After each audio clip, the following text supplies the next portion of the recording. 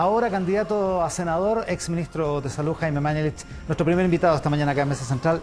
Jaime, muchísimas gracias por la gentileza de estar acá. Casi le digo ministro, mira la costumbre. Gracias a usted, Iván. Oiga, cuando fue la acusación constitucional, hay muchos que ahora lo recuerdan, usted aseguró que no iba a tener ningún otro cargo, que no iba a postular ninguna, y hay algunos que dicen incluso que votos de oposición que podrían haber ido en contra suya en esa acusación se abstuvieron o votaron en contra de la acusación precisamente porque usted decía yo no sigo en política, básicamente. ¿Qué responde frente a esa aparente incoherencia?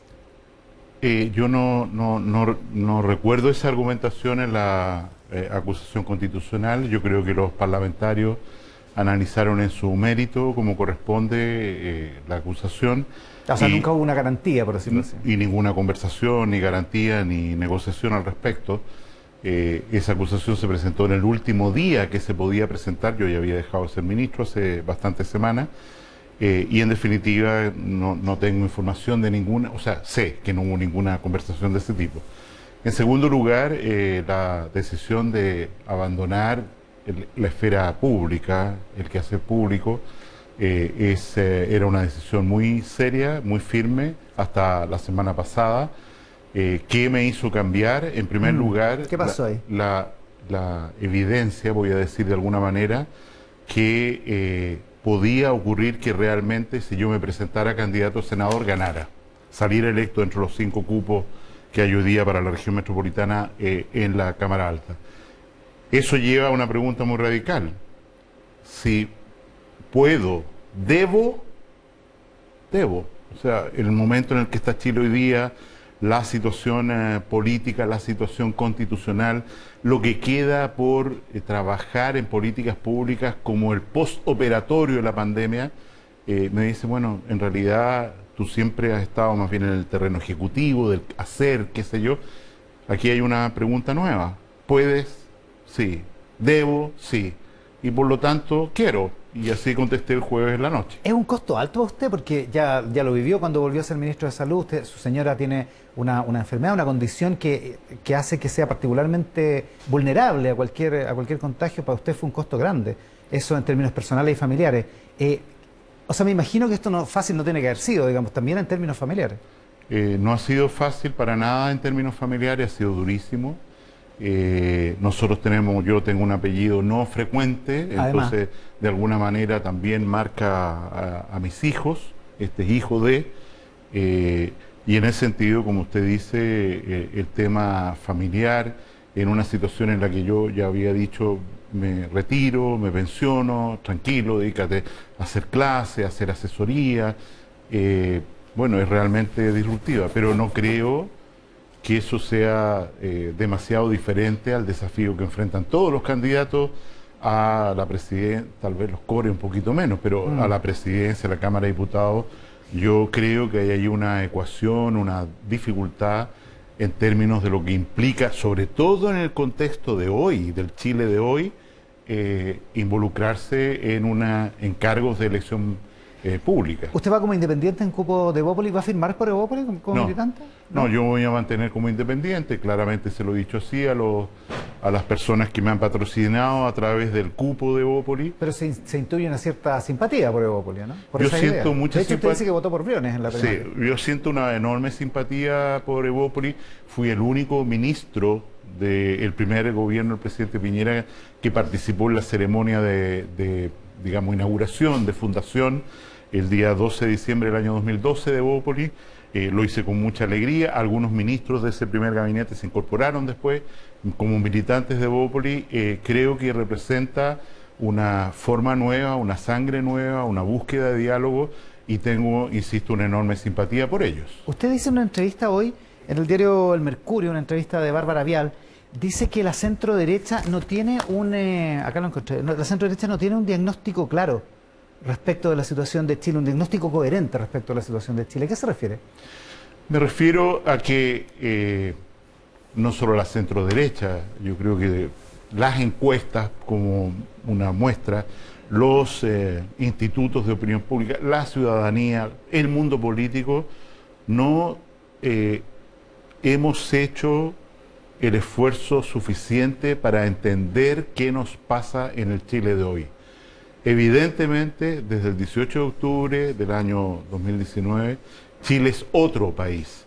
Y me recuerda un poco la situación entre el año 25 del siglo pasado y el año 32, en el sentido de que mucha desorientación, bueno, ahí estaba el crack de Nueva York, todo lo que fuera que influyó mucho, pero estamos en una situación mundial, muy impactada además por la pandemia y por el conflicto geopolítico entre China y Estados Unidos, que nosotros estamos ahí al medio, no sabemos bien.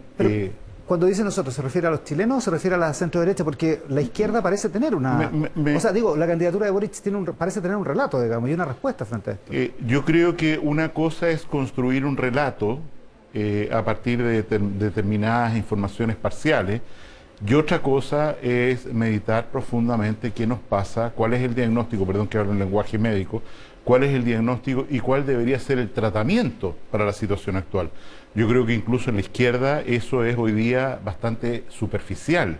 Y la centro-derecha no lo ha hecho, en su opinión. Y la centro-derecha está desde el extremo que dice, no voy a poner la caricatura de la monarquía, ¿no es cierto? Pero desde el extremo que dice todo esto es producto de la crisis que estamos viendo, una infiltración internacional, marxista, qué sé yo, a gente que dice, ¿no es cierto? No, realmente hay que hacer un diagnóstico, hay que aprobar la Convención Constituyente, tenemos que trabajar ahí para tratar de efectivamente encontrar un camino refundacional. Chile ha hecho en promedio, tiene una constitución cada 20 años en la historia de Chile, en promedio. Entonces, después de 30 años o más, preguntarse y plasmarlo en una constitución me parece que es legítimo y que requiere la contribución de buena fe de todo el mundo. O sea, usted está más cerca de los segundos, digamos, no está. Yo me siento más cerca de la estantería, digamos. Me siento más cerca de los segundos. Evidentemente hay un neomarxismo latinoamericano que tiene menos, a pesar de la influencia del Partido Comunista Chileno, que es muy ortodoxo, tiene menos de marxismo-leninismo y mucho más de marxismo colectivista, anarquista, asambleísta, gramsciano, digamos, al final de cuentas. Y también esa identidad en la izquierda, a pesar de lo que usted dice, Iván, no está resuelta. Y lo vimos recién en la tensión entre el Partido Comunista como representante de una línea muy ortodoxa y nuevas fuerzas de izquierda que dicen, no, este tipo de marxismo no es este otro. Ya, está esa dualidad. Ahora, ¿cómo engancha la búsqueda de un discurso coherente respecto de la situación chilena con el legado de Sebastián Piñera, un gobierno que está terminando, en las condiciones que sabemos, un gobierno del que usted fue parte y además del que fue defensor? Usted siempre se declaró piñerista o se le identificó como un piñerista, digamos. O sea, yo no voy a renegar nunca de que he sido ministro de Estado a mucho honor por designio del presidente de la República en 2 oportunidades. Y en ese contexto he tratado de cumplir ese cargo de acuerdo a lo que la Constitución señala. Los ministros son consejeros principales del presidente de la República, es lo que señala textualmente. Y creo que el juicio histórico respecto a este gobierno en particular del presidente Piñera, que mérito importante, generó una alternancia en el poder que es muy significativa para nuestra democracia desde que salió elegido el primer gobierno. Creo que el juicio histórico no va a terminar todavía y va a estar muy marcado por el manejo de la pandemia. Ya, pero eso desde el punto de vista de lo práctico, desde el punto de vista de las ideas, el relato y el diagnóstico que tenía esa candidatura, la del 2017, de Sebastián Piñera, da la impresión de que terminó fracasando, digamos, por la razón que sea, entre otras cosas por el estallido, digamos, incluso antes de la pandemia. Iván, yo creo que tenemos que ser honestos con nosotros mismos. La idea de la protección de la clase media, todas las ideas que estaban en juego en lisa en esa campaña. Yo creo que es más correcto decir que todos los programas, ideas que había presente en la elección presidencial que ganó don Sebastián Piñera no tienen ninguna validez hoy día. Incluso me refiero al planteamiento de la centro-derecha. Pero piensa usted que durante las últimas meses, que yo creo que va a tener una implicancia feroz en la candidatura de la senadora Proboste, la exconcertación implosionó. O sea, un gobierno, una estructura de gobierno que fue de las más exitosas, si no la más exitosa que ha habido en la historia de Chile durante 30 años, de repente aparecieron una cantidad de personas acuchillándose, apuñalándose, diciendo nos equivocamos, y ahora aparece un discurso restauracional con otro nombre de esa fuerza política de cambios graduales, de acuerdos, de conversación, y creo que, o sea, pero cuando la centro izquierda dicen que el diagnóstico de Michelle Bachelet en el gobierno de la nueva mayoría era el diagnóstico correcto, lo que pasa es que no se alcanzaron a proponer los remedios o a aprobar, digamos, los remedios o el tratamiento, como lo diría usted. O cuando la campaña de Gabriel Boric en la primaria reivindica franjas, pedazos de franja, de publicidad, de propaganda política de la campaña de Beatriz Sánchez del 2017 y las presenta como que sí, que efectivamente hace 4 años estaban diciendo cosas que son válidas hoy. Cuando la centro izquierda hace ese análisis dice, parece que teníamos razón. ¿Usted no encuentra razonable eso? Pienso en el candidato Marco Enríquez Ominami, ¿no es cierto? Dice que él cuando hablaba hace 10, 15 años tenía razón. Lo que pasa es que no lo escucharon y lo persiguieron políticamente, incluso judicialmente.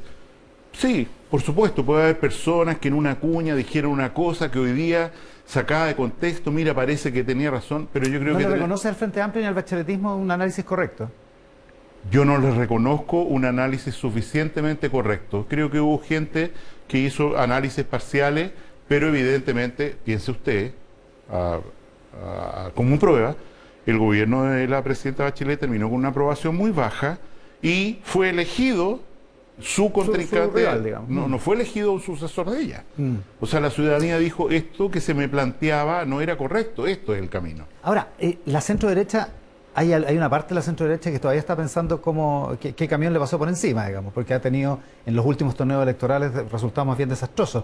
¿Qué tipo de coherencia se puede dar o qué tipo de respuesta coherente para Chile se puede dar cuando, por ejemplo, al conformar una lista parlamentaria, aparece, qué sé yo, Pedro Velázquez como candidato a senador, Henry Boyce o el propio Leonidas Romero, que vota? Henry Boyce va a votar por José Antonio Kast, y está en la lista de Chile Vamos, de Chile Podemos Más. Leonidas Romero que dice, yo no quiero que Sebastián Sichel sea presidente.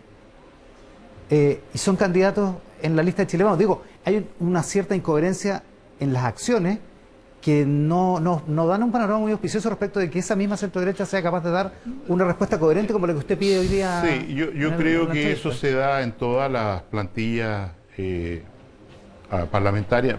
¿Para qué vamos a hablar del tema de la atrofia de la lista del pueblo con gente que se ha salido de esa militancia decepcionada y la candidatura de Diego Encalado, ¿no es cierto?, como una cosa burda, absolutamente burda, y además muy probablemente muy ilegal, muy no solo inmoral. Va a estar Diego Encalado en un rato más, así que vamos a poder tener posibilidad de conversar con él más rato en el programa. Pero respecto a lo que usted señala, a mí me parece claro que la respuesta académica, de decir, nosotros somos una agrupación, ¿no es cierto?, con diversidad y que cada persona puede... No es la respuesta correcta. A mí me parece que la respuesta correcta es que no por la premura, porque siempre llegamos a última hora y ajustemos la lista, no sé qué cosa, y quedan 2 horas para lograr esta cuestión. Al final, ¿no es cierto?, hubo un cierto desorden en los casos puntuales en los que usted manifiesta, que no son deseables y sobre los cuales no tendría por qué tener el candidato Sichel tener que dar explicaciones, porque evidentemente... Porque usted dice es una cuestión de los partidos. Ahora, lo pone en una posición incómoda a Sichel, digamos, que haya dos candidados que votan por otro señor, digamos. Es una situación incómoda. Y lo de Pedro Velázquez en particular, ¿usted cree que debería salirse, retirarse el apoyo de esa candidatura? No conozco la legislación que se puede hacer, pero me parece que lo correcto es que quienes lo promovieron le quiten ese apoyo y se haga una sanación de este enredo, digamos, que se produjo, me parece a mí, fundamentalmente por desorden. ¿Y en el caso de candidatos que votan por otro candidato presidencial? No quiero meterme más allá de lo prudente, pero lo encuentro por lo menos curioso. Es raro, digamos. Es raro. Hay una controversia en la que está el propio candidato Sebastián Sichel hoy. Déjeme encontrar, aquí tengo el recorte de una entrevista de ayer del diario El Mercurio, donde le sacan en cara haber dicho que no se puede usar como excusa en una democracia madura, no por la excusa de respetar los derechos humanos vas a renunciar a una de las obligaciones principales del Estado, que es mantener el orden y controlar la violencia. Usted vivió sumamente de cerca el tema de las violaciones de los derechos humanos tras el estallido social. ¿Qué piensa de una frase como esa del candidato? O sea, creo que lo que Sebastián, el candidato, quiere señalar es lo siguiente: hay que encontrar un balance justo entre la protección de los derechos humanos y la protección también del orden público, porque si uno, en ese mismo Mercurio aparece una foto que yo me saqué en Plaza Italia. Plaza Italia representa hoy día un territorio de lucha que en parte ocurre porque no se ha podido proteger bien el orden público en esta ecuación. Me parece que la solución a este conflicto, a este suerte de muro que hay que divide Santiago Oriente y Santiago Poniente, cosa que se resuelve al menos electoralmente hoy día al tener Santiago una sola circunscripción, y creo que quienes salgan elegidos senadores tienen un deber enorme de recuperar la paz para Santiago. Creo que ahí debe haber un trabajo de los 5 senadores, sea quienes sean, muy proactivos, pero volviendo, me parece que hay que aprender y encontrar un balance adecuado entre estos dos valores en tensión, que están en tensión. Cuando los candidatos Gabriel Boric y Yasna Proboste le enrostran a Sichel a partir de esa frase y dicen, oiga, ¿sabe qué? Los derechos humanos no pueden ser una excusa, y usted lo está tratando como una excusa, para nosotros un valor fundamental, ¿están siendo cínicos en ese sentido? ¿Están desoyendo la obligación de mantener el orden público? Yo creo que evidentemente hay una sobreinterpretación, un aprovechamiento que va a ocurrir muchas veces durante esta campaña entre los 7 candidatos a la presidencia, que va a ser una batalla muy dura, sobre todo entre los 3 que tienen la mayor opción de no solo de pasar a la segunda vuelta, sino llegar a la moneda. Y creo que ellos deberían ser prudentes en no sacar de contexto frase y no sacar partido mezquino de aspectos que hay que conversar. Ya, o sea, la frase de la excusa de los derechos humanos estaría sacada de contexto, en su opinión. No conozco el contexto en el que se dijo, pero yo creo que... Está hablando precisamente de eso, de que en una democracia madura hay que mantener el orden. ¿Y desde cuándo mantener el orden ha significado no respetar los derechos humanos?, se pregunta Sichel. Y ahí dice... Ese es el balance adecuado.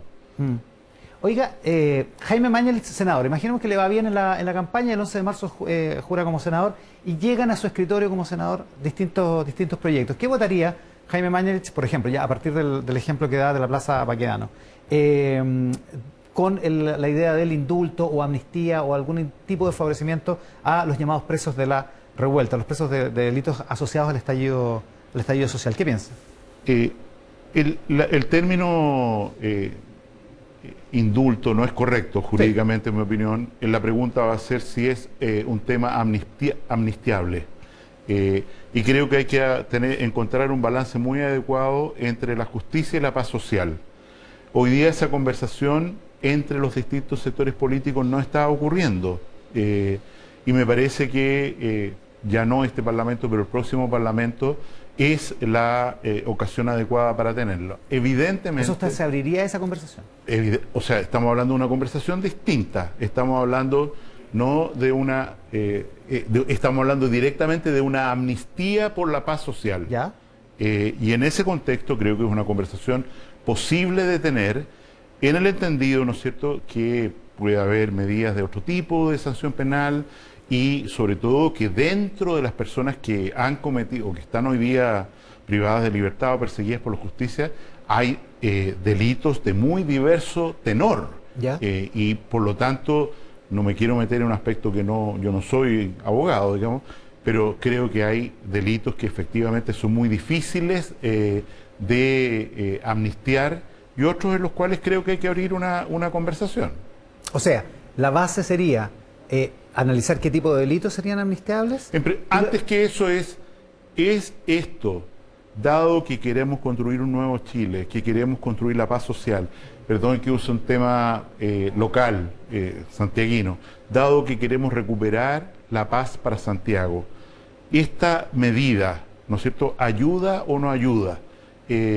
Por lo que veo, o sea, por lo que escucho, usted piensa que ayuda. Yo pienso que hay que conversarlo. Que hay que conversarlo. Y hay que conversarlo para todos los casos, incluyendo, por ejemplo, el carabinero que está acusado en el caso de Gustavo Gatica o el que está acusado de haber lanzado la bomba lacrimógena contra Fabiola Campillay, que es, a propósito, competencia suya en la circunscripción?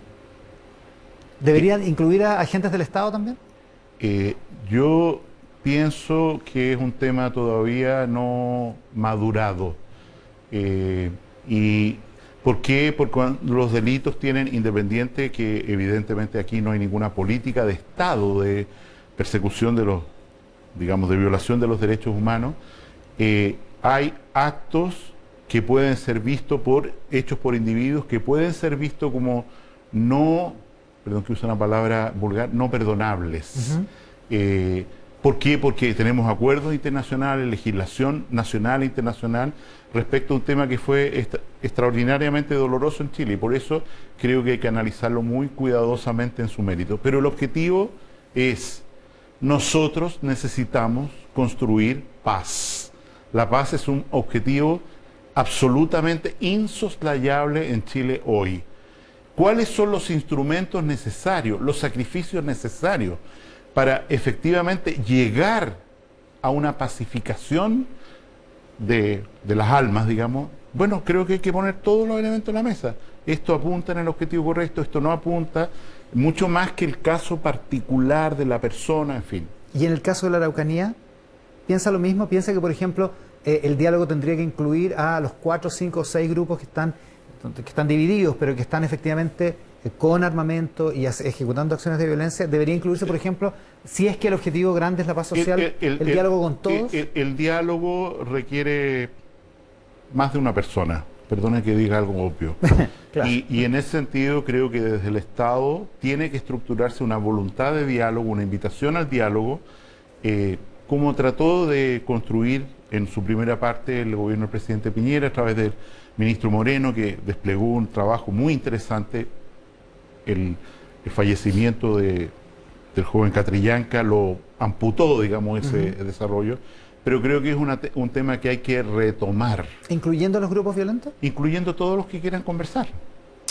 El exministro de Salud, Jaime Mañalich, candidato al Senado por Santiago, independiente en un cupo Evópoli, de aquí le quedan, ¿cuánto le quedan? 3 meses, ¿no? 3 meses de campaña.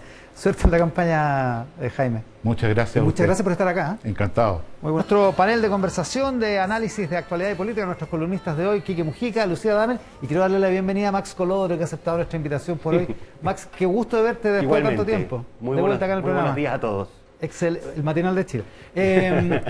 Mira, como está ahí de visita, te vamos a privilegiar con la partida. ¿Qué es lo más importante de la semana para ti, Max? A ver, yo creo que en la política nacional, sin duda, el bochorno de la lista del pueblo y de su candidato presidencial, que ya no es. Es decir, va a estar en el siguiente bloque del programa, a propósito, digo, Encalado está. Esto de los notarios, el club de los notarios muertos y de los abogados que no firman y que no están. La sociedad de los notarios muertos. La sociedad de los notarios muertos. Para parafrasear la película. Exactamente.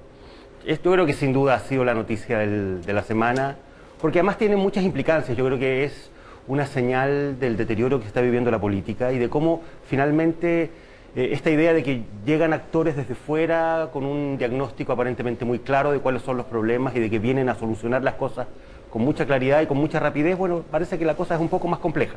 Lucía Damer, para ti, lo más importante de la semana. No, sin duda lo de la lista del pueblo, y seguro lo vamos a conversar después, pero yo quería hacer énfasis en la importancia de la lucha contra la corrupción. Uno de los temas centrales del proceso de cambio en Chile tiene que ser una nueva legitimidad del sistema de justicia criminal.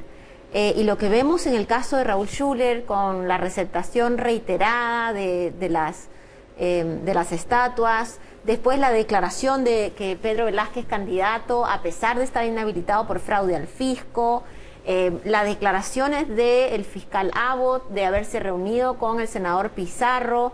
Hay una serie de elementos que ayudan a consolidar la idea de que efectivamente el mundo político no está alejado de la lucha de la corrupción, sino al revés. Y creo que esa es una pésima señal. Y esta última semana hemos visto muchas de estas señales, que no se terminan con el alcalde de San Ramón detenido, sino que deberían de avanzar con una estrategia de todos los candidatos a la presidencia de avanzar efectivamente con una lucha contra la corrupción a todo nivel. Porque si no, no nos sorprendamos cuando la gente efectivamente no vaya a votar. Quique Mujica, para ti, lo más importante de la semana. Mira, yo creo que nos estamos jugando durante esta semana y durante las próximas semanas buena parte del futuro económico del país, sobre todo relacionado con el cuarto retiro. Y ¿sabes por qué? Estuve reporteando en Hacienda y obviamente que están haciendo todo el lobby para que no haya un cuarto retiro porque las posibilidades de que se recaliente la economía, que ya está caliente, son altas. Hasta ahora, y me llamó la atención, que hay parlamentarios de derecha que no van a la reelección y van a votar a favor del retiro, porque ¿cuáles son los incentivos si uno no va a la reelección? Sí.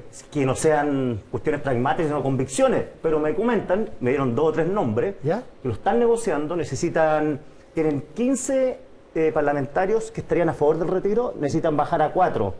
O sea, para que no se... Para que no llegue, para que no se den los números, para que no lleguen a 93, creo que claro, es el número pero máximo, piensa, ahí yo tengo mi duda, y lo digo ahora y vamos a comprobarlo después en diciembre. El último retiro del IFE en noviembre, o sea, el último pago. IFE, claro, eso lo pagan el 10 de diciembre. ¿no? Ya. Tengo mi duda si van a poder parar los retiros, y eso lo hablé con Hacienda, claro, y me dice, no, nosotros llegamos hasta acá. ¿Los retiros o los pagos? Perdón, dale con el retiro, el IFE. Los pagos del IFE, ¿ya? Claro, Sí. porque piensa en medio de la coyuntura electoral, decir, paramos el IFE acá y no hay más IFE, o no, y van a someter, yo creo que van a someter al estrés a Sichel. O sea, esa decisión va a caer entre la primera y la segunda vuelta. digamos. Claro, Más o entonces menos.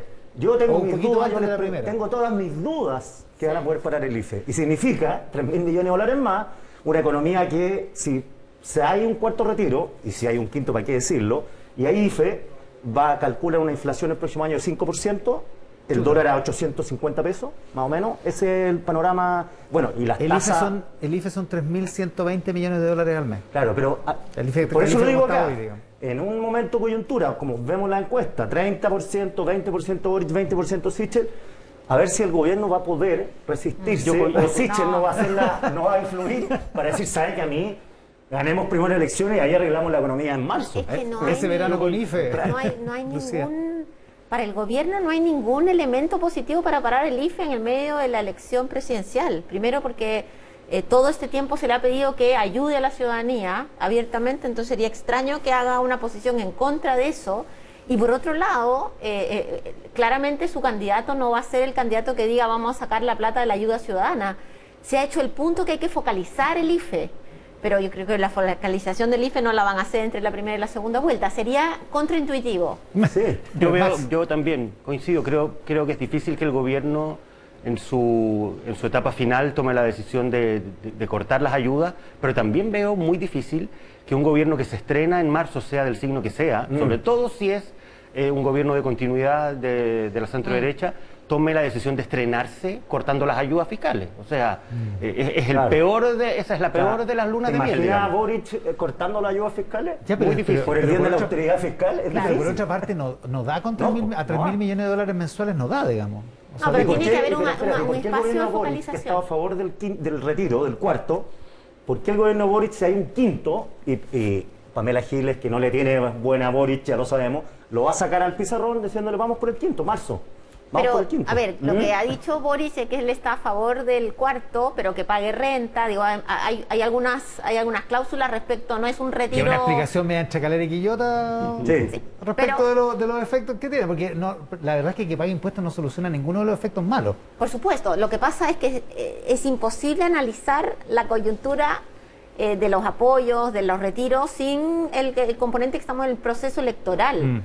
Ahora, el próximo gobierno, sea el que sea, no puede seguir con este nivel de gasto, porque además todos los gobiernos, todos los candidatos tienen unos planes de gobierno que son bien fuertes en cambios, en transformaciones. Entonces, seguro que vamos a tener que entrar en un proceso de focalización. ¿A dónde se va a focalizar y para qué? Yo creo que ahí debería estar Ahora, la no me- discusión en los insisto, equipos económicos. Me sería muy difícil ver, tiene toda la racionalidad lo que dices tú, Sí. a Boric apelando por la focalización, cuando ellos son partidarios de lo universal. Han sido los adalides de la Claro. universalidad, digamos, Max. Yo creo que para cualquier gobierno, a partir de marzo, el costo de cortar las ayudas sociales va a ser enorme. Y va a generar una tensión política muy grande, muy difícil. Y yo creo que el gobierno de Sebastián Piñera a estas alturas tiró la esponja, literalmente. Es decir, que a partir de marzo vean cómo arreglan este problema. Ahora tiene la discusión de ¿Verdad? presupuesto, ¿ah? Entre medio, sí. Claro, es y el verdad. presupuesto que va a incluir todo esto, IFES, para un gobierno futuro que no sabemos de qué signo va a ser. Que es una discusión de estos días, porque Sí. ese proyecto se presenta a fines de septiembre. Exactamente, exactamente. O sea, no van a estar, van a estar comiendo empanadas y discutiendo el presupuesto fiscal. No, claro, pero yo ya con un imagino el déficit importante. escenario de los políticos diciendo, bueno, el gobierno llega hasta acá, hasta el 10 de diciembre, se van yendo, no quieren repartir más IFE, viene la Navidad, la gente no va a tener plata, los niños no van a recibir regalos. ¿Por qué no seguimos con el IFE? Diciembre, terminamos las elecciones, los parlamentarios están estirando el chicle del retiro del cuarto, porque mientras más cerca la elección, porque al final ellos cuando salen a la calle Más venden que recordación. ellos son los que consiguieron el... A mí lo que me impacta es cómo nadie lidera, no lo hace el ministro Cerda o el gobierno, ya que estamos, ni tampoco lo hace alguien en la oposición, porque la verdad es que arreglar este pastel de conjunto, de consumo, digamos, le conviene a todos. Y nadie lidera para que haya un acuerdo, porque la verdad es que lo que tiene que haber aquí es un acuerdo, donde nadie se salte, No, yo se tiendo a salga de la pensar fila. que- O sea, sí. digo, Pamela Giles está a salir igual de la fila. Yo tiendo a pensar que el gobierno trata de hacerlo, pero no acusa recibo, porque además los parlamentarios, como dice Max, están chavo gobierno, ya fue. ¿Ah? Pero es que Ahora, ha habido eh, señales de alerta al menos. ¿Señales Sí. qué? De algunas señales de alerta, al menos del mundo académico, Josep Ramos, Sí. el Nicolás Izaguirre, han puesto de alguna manera el acento en que aquí hay un problema que hay que arreglar porque esto no puede continuar de esta manera y con estos montos. ¿O sea? Sí, yo creo que ha habido intentos, lo que pasa es que el gobierno tiene una irrelevancia gigantesca en la puesta de temas en la agenda. Y esa irrelevancia no es solamente porque la oposición es muy fuerte, sino porque la indisciplina parlamentaria es gigantesca.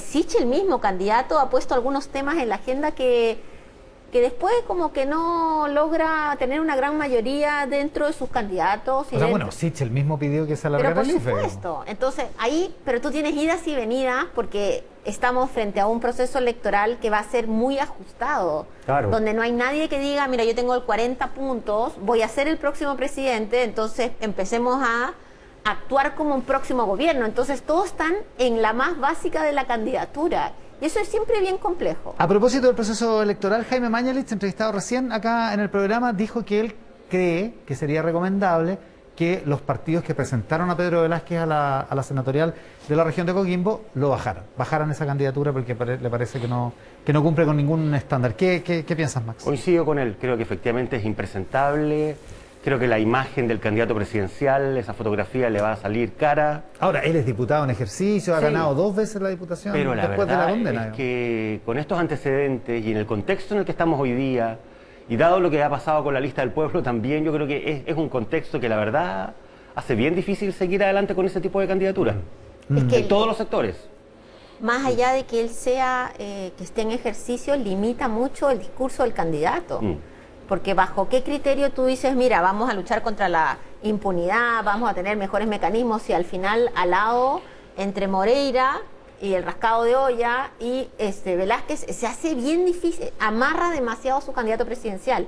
Ahora, yo también estaría de acuerdo con lo que dice el candidato senador Mañalich, pero si el candidato presidencial quiere estar amarrado, ya no se puede.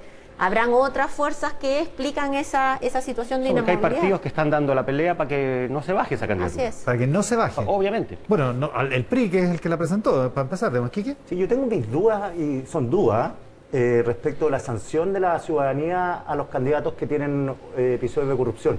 Y la tengo porque pasa que la capacidad de asombro se va perdiendo. Bueno, el mejor ejemplo es San Ramón. El alcalde de San Ramón ganó con una serie de actos que no se condecían con la transparencia electoral, pero la otra vuelta estuvo ahí. ¿Ah? Pero ahí hay una cosa que es súper interesante. Los estudios académicos sobre corrupción y apoyo, lo que te muestran es que la base dura, en general, sigue apoyando a su candidato, ya sea por mil cosas, pero eso sigue apoyando. Y como tenemos candidatos que solo salen electos por las bases duras, porque no ¿Qué es es el caso tengan- Velázquez? que es el caso Velázquez, no es que tú O no sea- digas, mira, tengo el 50% de los electores, sino tengo un 10% o un 5% súper fiel. No importa lo que haga, al final se siguen reproduciendo. O sea, Bueno, algo- acá la candidatura de Velázquez es totalmente práctica porque logra elegir un senador de derecha en la región, digamos, con el caudal de votos que él asegura. Claro, y digamos. súmale el clientelismo, que el clientelismo, si uno tiene un nicho de votantes duro, actúa sobre esos, ofreciéndoles balones de gas, como en el caso de San Ramón, Para mantenerlo, digamos. a mantener esa O sea, votación. yo sinceramente no tengo ninguna duda de que en los debates presidenciales el tema de Velázquez le va a penar a Sichel, sin ninguna duda. Y los periodistas se lo van a preguntar y él va a tener que dar explicaciones y se va a complicar. Son tan pesados los periodistas. Además, Sobre todo los que van a debate. claro, los periodistas en los debates en general son duros con los candidatos. No le van a dejar pasar a Velázquez a Sichel. Ahora, lo otro que conversamos con Jaime Mañels, que no se quiso meter, pero dijo que era raro, es que hay candidatos, que yo creo que esto eventualmente puede pasar en otra lista, pero hay candidatos en Podemos Más, Chile Podemos Más, ex Chile Vamos, que votan por Kast. Entonces eso sí que es raro, porque vais en la lista de un candidato y votáis por otro candidato, es un poco raro. A mí no me extrañaría que haya candidatos en la lista de ex unidad constituyente que terminen votando o haciendo campaña por Boric. Por Boric. Bueno, Yo eso no lo veo improbable. Eso es lo que en otros lados se llaman los partidos que son vientres de alquiler, ¿no? Que en el fondo son mecanismos para llegar a, pero no son ni el padre ni la madre, sino que efectivamente ahí hay como un espacio para llegar a un espacio de representación, pero a la hora de la hora tu nivel de fidelidad, lealtad y disciplina son muy, muy bajitos. Que se van moviendo porque ocupan nichos electorales. El mejor caso es Velázquez. Velázquez hasta hace poco era del Frente Regionalista, partido de Jaime Mulet, Claro. que era socio del PC. Y ahora O sea, es candidato socio del PC, digamos, el auspiciado partido. por Chile Vamos, por la UDI, entre otros.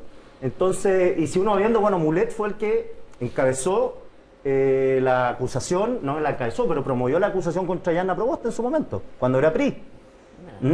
Ah, mira, Y claro. ahora está en el otro lado ahora. Entonces, al final pasan estos candidatos que, por mantener los puestos, se van acomodando a lo que venga. Es un vientre de alquiler al final del día, porque tú lo que haces es agarrar y dicen dices tránsfugas, ¿o no? también a los que se van cambiando de partido. Claro, los Pero si candidatos tú tránsfugas. lo que haces es llegas a la mesa y pones ahí tu caudal electoral y estás frente a un partido que lo que quiere es tener al final del día un senador más o un Claro. diputado más, el caudal electoral termina justificando cualquier decisión. Oye, reservemos el tema de la lista del pueblo y la candidatura de Diego Ancalado para el siguiente bloque, pero antes de que nos vayamos a la pausa, Max menciona lo que va a pasar al otro lado, que es que hay, y se sabe que hay una tensión ahí, particularmente entre, no sé si candidatos parlamentarios del Partido Socialista, pero la militancia del Partido de Salvador Allende, como lo llama hoy Marco Enrique Minami, que podrían eventualmente sentirse muy tentados a votar por Gabriel Boric, o atraídos por esa candidatura. Max. Eso lo hemos visto esta semana en redes sociales, dirigentes, militantes del PS,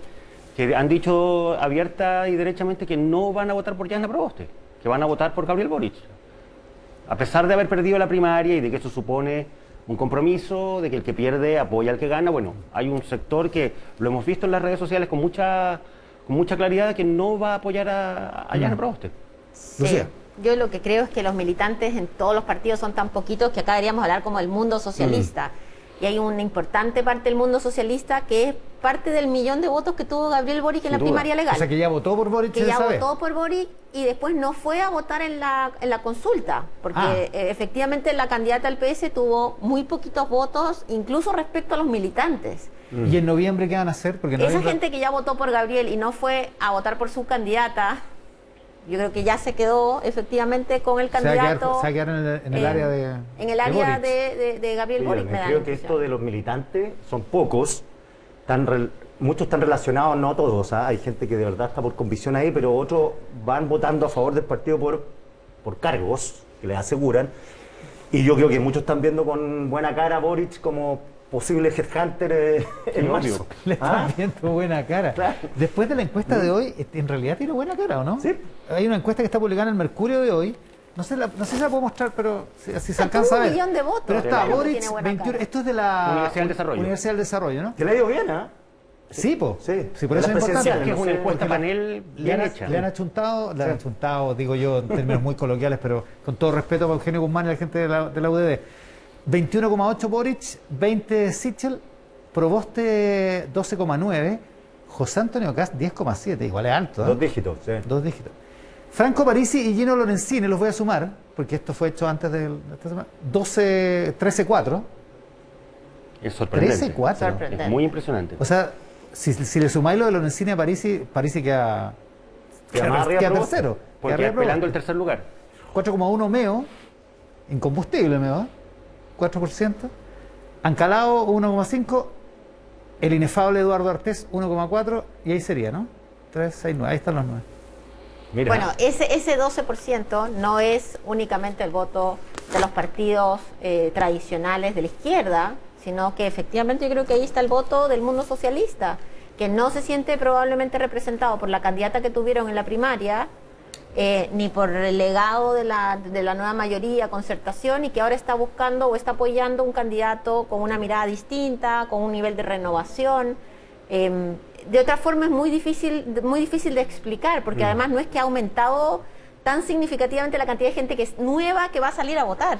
Sí, Boric es exponencialmente más sexy para los socialistas que Proboste. Súper sexy. Yo creo que los huevos revueltos del desayuno de Boric hoy día han estado ricos, digamos, porque la verdad es que las noticias son buenas. Los escenarios de segunda vuelta los favorecen también, Max. En primer lugar, y además efectivamente la diferencia con Jasna Proboste, que es con quien compite directamente para el paso a la segunda vuelta, es muy grande todavía. Jasna Proboste está partiendo desde muy atrás, entre otras cosas por lo siguiente. En la primaria legal votaron más de 3 millones de personas. En una elección presidencial votan 6 millones y medio, es decir, casi la mitad del padrón ya se pronunció en la primaria en la que ganó Sichel, o en la primaria en la que ganó Boric. Claro. Es muy difícil remontar 80.000 votos. Meterse ahí en esa pelea en donde ya tienes una concentración gente que ya de votos votó muy por uno grande. retroceda, como decía la Lucía, que ya están en ese mundo, digamos. Claro, ya aprobaron Oye, a Boric, van a seguir con Boric. Y O en sea, la derecha, podrían haber ido a votar a la otra primaria porque no había tanto problema de ir a votar a la consulta. y en la derecha, el 10% de Cast. Igual es un caudal. Es el voto de la derecha que ha estado en contra y muy crítica de la gestión de Sebastián Piñera. Y el voto del 20% del rechazo. Del rechazo. Tiene la mitad del voto el rechazo. En la mitad del rechazo. Ah, ya, más o menos. No veo que nadie que esté con José Antonio Cast pueda haber votado a prueba.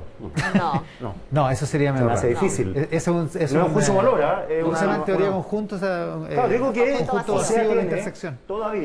todavía puede crecer a ese 20% duro que... Pero si Cast crece al 20%, Pasa. se queda fuera de la segunda vuelta. Si Cast Claro. llega al 20% pasa. Yo creo que hay un mundo del rechazo que es un mundo que puede haber estado en el rechazo, así como la lista del pueblo. Hay un mundo que estuvo por el rechazo en términos constituyentes, pero que no va a entregar el gobierno a Cast, sino que va a seguir con una idea de un gobierno de coalición, un gobierno de conversación.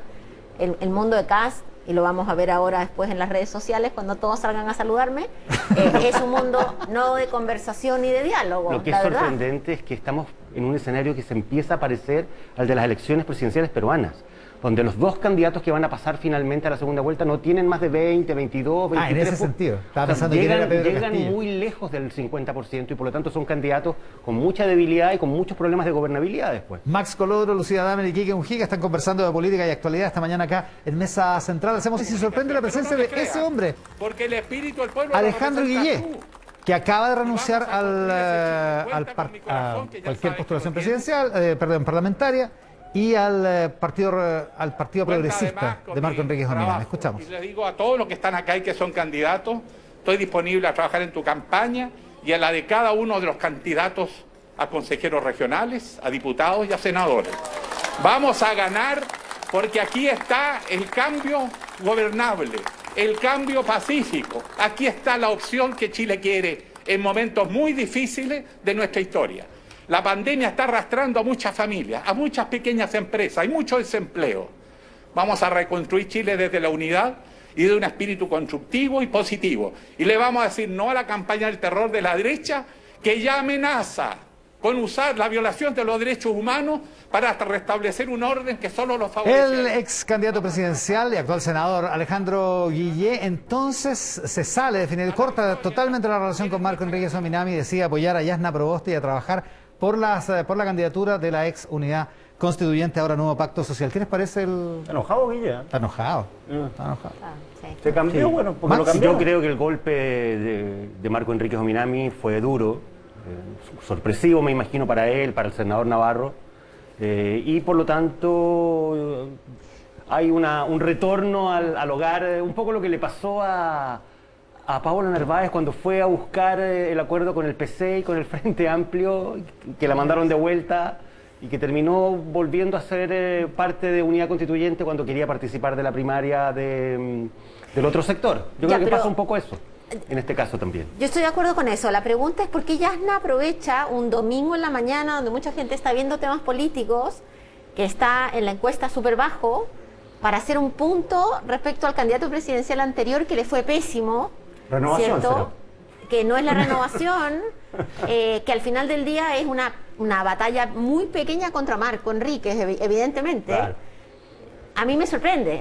Yo no sé si hubiera hecho el punto ahí con Carmen Frey atrás, Carlos Maldonado atrás. Sí, comunicacionalmente no es una buena jugada. No. No, porque siguen a Boric. Boric parece un niño de 15 al lado de ese Son los rostros de que esa le puesta en escena. de ese casting. Son los rostros Sí. que le convienen a Boric, efectivamente.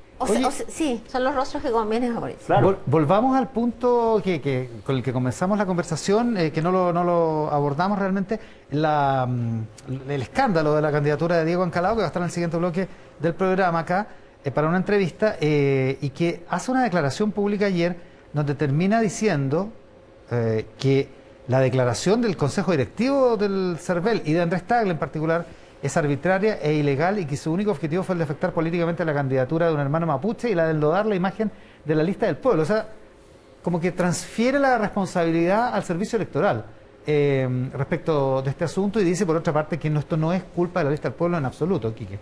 Sí, yo creo que hay que investigar. Fíjate que me dieron un dato en la semana hay diversas, sobre todo un stand en el centro que permanente están juntando firmas. Y para todo tipo de causa, ahora están Salvemos el Bosque de Panul, pero han estado con las ballenas, el jilguerito de Cochihuay, el pajarito de no sé dónde, sin ánimo despectivo, que son todas causas pero es curioso que una serie de causas que son bastante distintas confluyan siempre en una especie de receptor de firmas.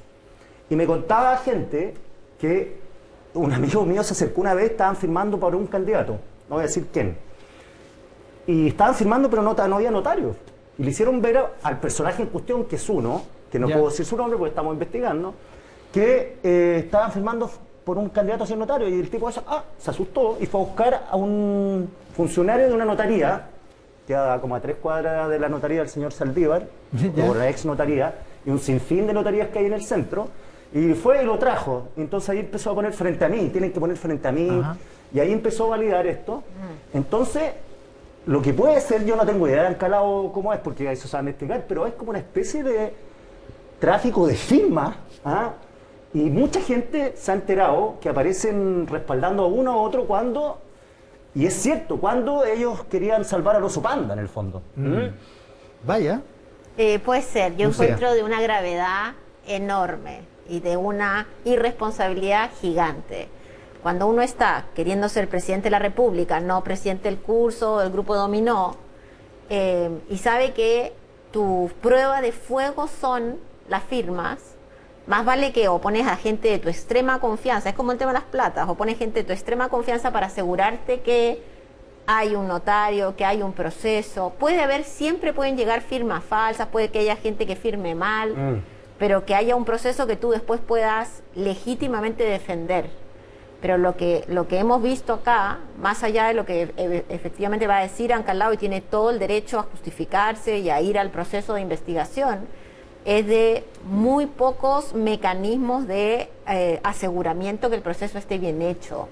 Y esa sí es una responsabilidad política, porque uno no puede dejar estas cosas a la buena de Dios, que es lo mismo cuando uno dice, mira, hice una campaña y realmente no sé dónde salió la plata. No puede ser así. Claro. Y tampoco esto se justifica por somos nuevos en política, porque no. Si uno quiere hacer un partido político, si uno quiere participar, tiene que hacerse cargo de lo bueno y de lo malo. Sí, esa frase típica de los políticos o los asesores decía, oye, ¿y de dónde consigo la plata? Mejor que no lo sepa. Ya, ok, eso ya se acabó. Debería acabarse, debería acabarse. Mejor que Sí, no lo yo sepa. estoy- Max Colodro. Estoy completamente de acuerdo con Lucía. Aquí el tema de las responsabilidades políticas es fundamental. Los candidatos tienen la obligación de armar equipos que tengan capacidad de control, de fiscalización, respecto de, en este caso particular, la recolección de firmas, la validación de esas firmas. La lista del pueblo también tiene una responsabilidad, era su candidato, y por lo tanto hay una responsabilidad política, no del partido en este caso, pero al menos del movimiento que llevaba adelante, que impulsaba esta candidatura, y por lo tanto ellos tienen que hacerse cargo. Aquí la responsabilidad principal es del candidato y de la lista del pueblo, que no no validaron, no chequearon, no controlaron que estas firmas fueran efectivamente Y ahora viene firmas el colateral válidas que le van a revisar las firmas a a los constituyentes. a los constituyentes. convencionales, Eso sí. entiendo. ¿Ah? Eso es lo que dijo el Servicio Electoral, se lo contestó al Mercurio el viernes en la noche, lo publicaron ayer, de que efectivamente van a instruir o sea, que se instruyó la revisión de todos los patrocinios notariales a la Convención Constitucional. Ahora, yo me imagino que esto no implica que una elección que ya está hecha hace tanto rato se vaya a cambiar, digamos. Salvo ¿no? que las firmas sean del notario. difunto. No, a Pero ver, ¿qué es? Pero incluso en ese supuesto, Lucía. entiendo que incluso en el supuesto de que sean todas falsas, digamos que no haya habido un notario, porque no necesariamente falso significa que el notario que firmó ahí no está, no los pueden sacar, ya están constituidos como convencionales. Ahora la crisis de A mí legitimidad. a mí me parece que a estas alturas el CERVEL de Ciro, yo voy a ir a revisar cómo fueron las firmas para la candidatura de Sebastián Piñera. No sé si necesariamente ayuda al proceso de legitimidad de las instituciones.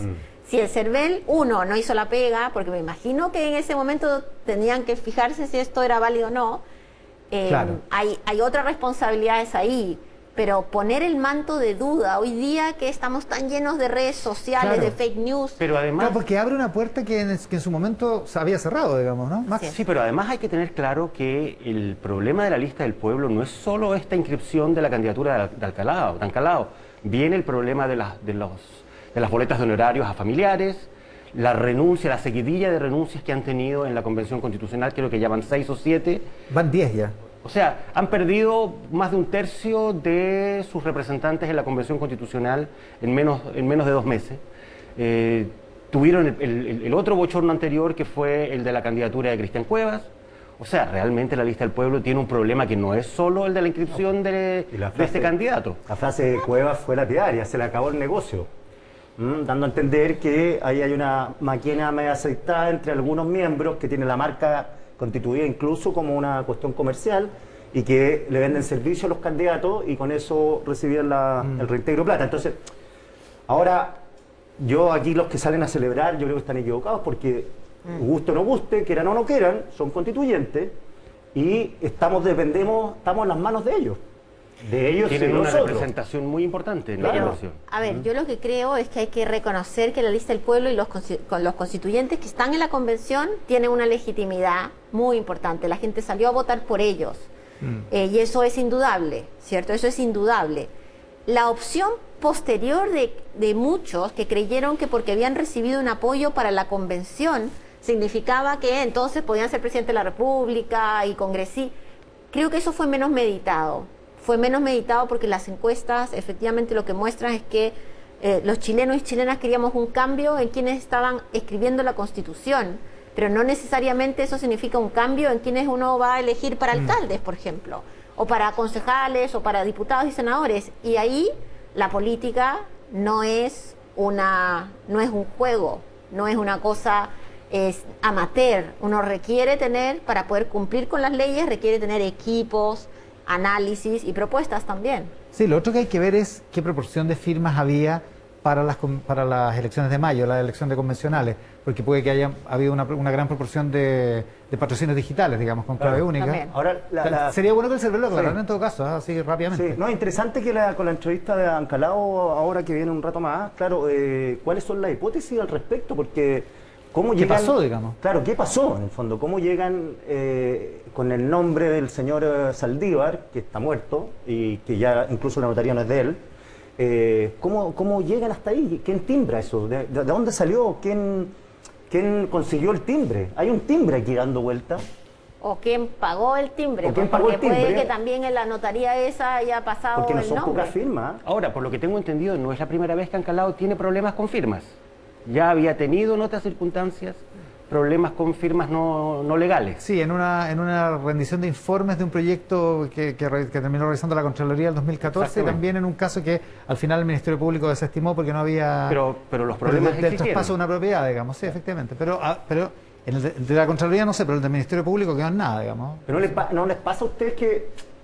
A ver, el problema acá es que a partir de estos escándalos que se van sumando y quedan dando vuelta, el tema de los sueldos y todo queda dando vuelta en un universo que la opinión pública interpreta como quiere, con el sesgo que puede querer, que al final esto se empieza a parecer mucho a la política y empiecen a caer en cierta relevancia las discusiones constituyentes. Lo digo sobre todo por una coyuntura, que por el ciclo de las noticias, el ciclo vital de las noticias, esto va a tender a especializarse las discusiones en comisiones acotadas y va a perder mucha gracia.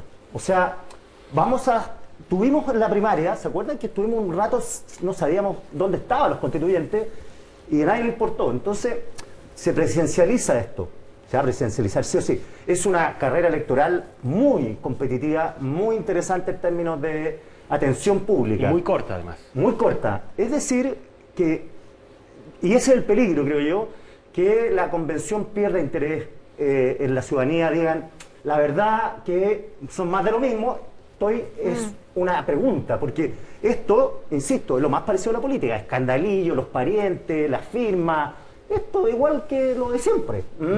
A ver, Luciana. No, yo lo que creo es que la convención es bueno que no esté en la discusión del matinal, porque eso implica dificultades para la construcción de los puentes que son bien necesarios de construir, para tener una constitución que sea la constitución de todos y todas. Me parece que es natural que haya discusiones que son más internas, pero cuando tú vas a mirar, son cientos las personas que han ido de mutuo propio o representación de organizaciones a las diversas comisiones. Las comisiones están teniendo algunas discusiones que son súper fundamentales, que podemos estar de acuerdo o no, pero que, por ejemplo, en la Comisión de Derechos Humanos se habló del cambio de la policía.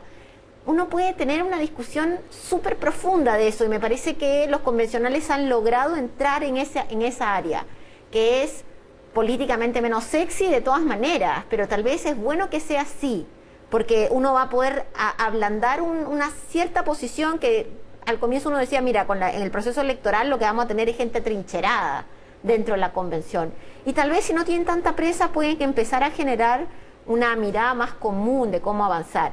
Que no tengan prensa no significa que no se vaya a electoralizar la campaña los próximos 2 meses en todo caso, porque ahora tienen que ir al pleno a votar muchas de las cosas que han visto en comisión. Les propongo lo siguiente, ayer se terminó el plazo para las comisiones temporales, la convención entra en una cierta tierra derecha de aquí al reglamento de mediados de septiembre, que es la fecha en la que debería estar. Hablemos de esto, de la convención en el siguiente bloque. Estamos con Lucía Damer, con Max Colodro y con Quique Mujica. Estamos haciendo mesa central por la pantalla del 13 en simultáneo con Tele 13 Radio. Y un minuto para hablar del Premio Nacional de Periodismo de nuestro amigo y colaborador Ascanio Cavallo, es columnista de Tele 13 Radio desde el inicio. Así que estamos muy contentos con el Premio Nacional de Periodismo para Ascanio. Sí, yo creo que me he leído la historia oculta del régimen militar unas 8 veces. La tengo todavía en el papel, que me la robé de hecho.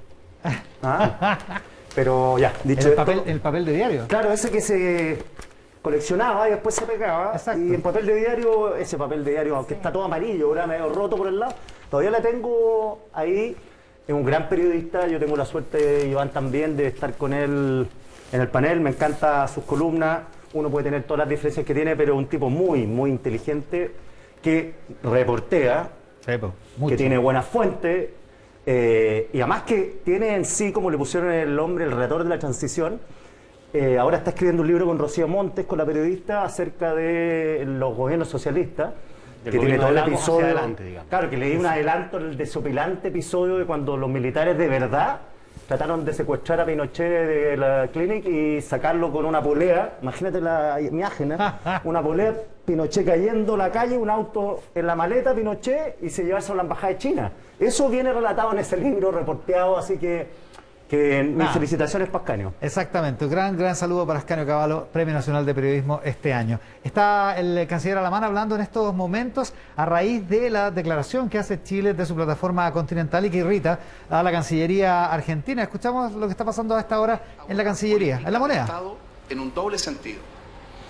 En primer lugar, hay una continuidad histórica en la posición y en el planteamiento chileno.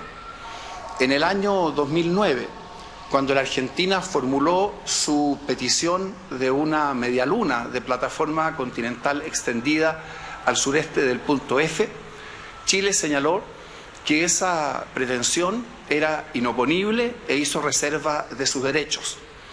En el año 2016, cuando la Comisión de Límites de la Plataforma Continental de Naciones Unidas se pronunció respecto de esta pretensión argentina, también hubo un pronunciamiento en ese mismo sentido. Y por último, en el año 2020, cuando la Argentina estableció legalmente, a través de una ley en su Congreso, los límites de la Plataforma Continental Extendida, también Chile reiteró de que era una acción inoponible y hacía reserva de sus derechos.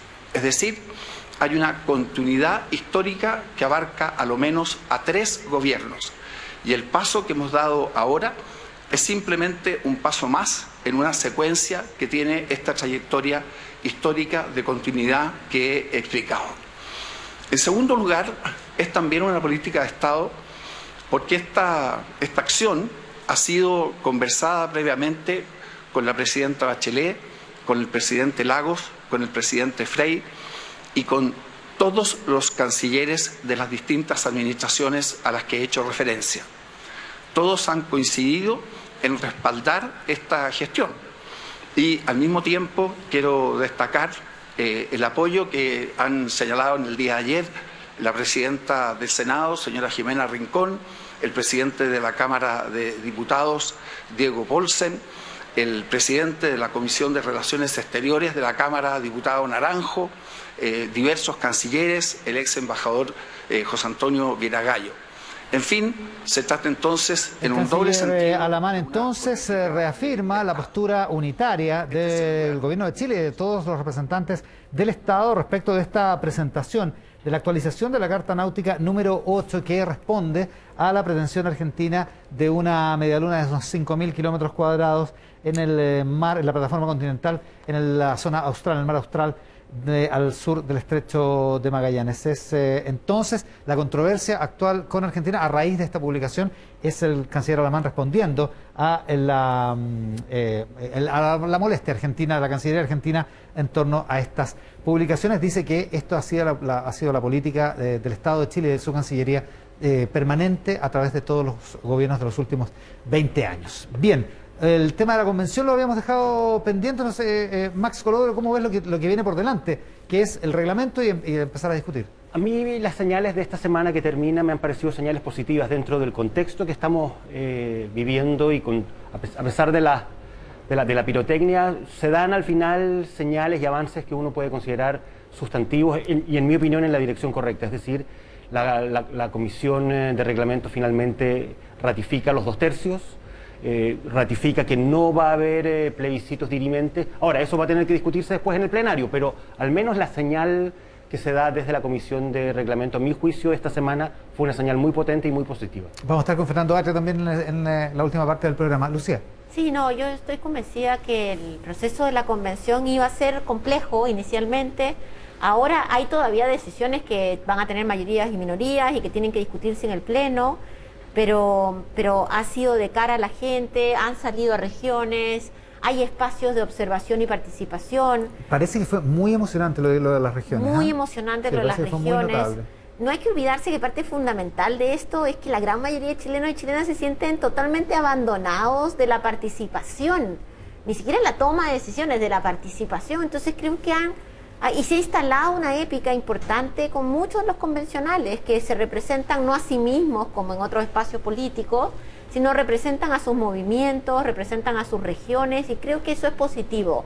No se ha terminado de empapar de este ánimo electoral y vamos a ver cómo en las próximas semanas, porque no alcanza para tanto de meses, pero las próximas semanas sigue avanzando. No va a ser fácil finalmente el reglamento, pero los puntos se han hecho y de lado y lado yo creo que hay reconocimiento que hay un acercamiento hacia la mirada que lo peor que nos podría pasar es pasar 12, 18 meses en esto y retroceder. Quique Mujica. Sí, yo creo que hay avance, está claro. La gente está muy compenetrada en su trabajo, los constituyentes, guste o no guste, qué trabajo hacen, pero la verdad que flojeando no están, como muchos han querido decir. Lo que sí yo encuentro que se enfrentan a un desafío muy importante, que es cuánto se va a electorizar la constituyente, o de alguna manera cuánto influye la coyuntura en la constituyente.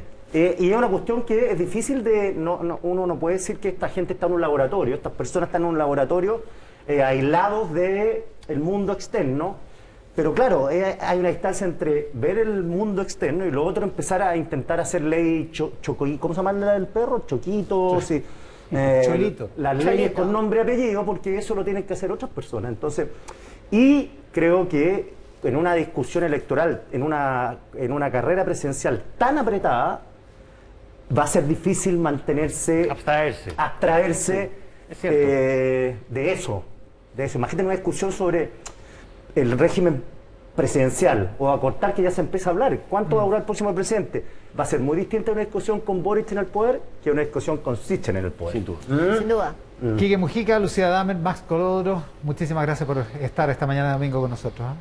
Uno de los protagonistas de esta semana, que ha vivido un momento muy complejo, es Diego Ancalao, ahora ex candidato presidencial de la lista del pueblo, y está acá en el programa. Diego, muchísimas gracias por la gentileza de estar acá. Gracias por invitarme. Han pasado algunos días desde que se conoció esta resolución del servicio electoral que invalida su candidatura. En estos días, ¿tiene claro lo que pasó realmente con las firmas? Nosotros tenemos claro lo menos dos cosas. Lo primero, que la actuación del presidente del Consejo del CERVEL, a nuestro observar, fue poco prolijo, porque él tendría que haber notificado primero a los candidatos.